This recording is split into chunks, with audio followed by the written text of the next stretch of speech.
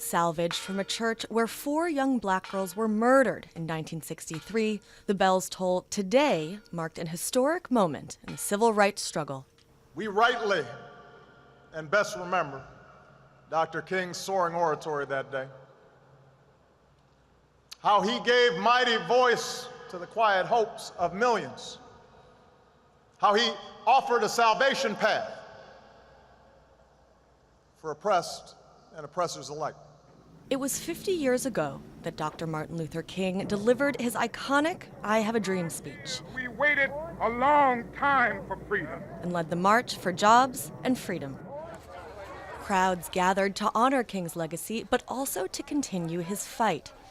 Edith Lee-Payne was at the March on Washington in 1963 and appeared in what became a famous image of the event. And it was something that didn't end on that day. People went back to their respective communities and did what needed to be done and said what needed to be said. Still a lot more needs to be said and done to make this a better place.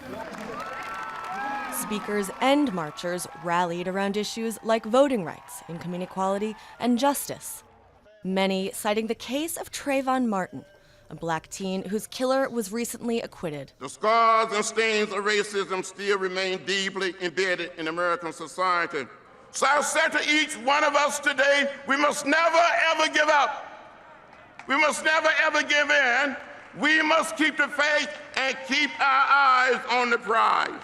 50 years later, a message now for a new generation.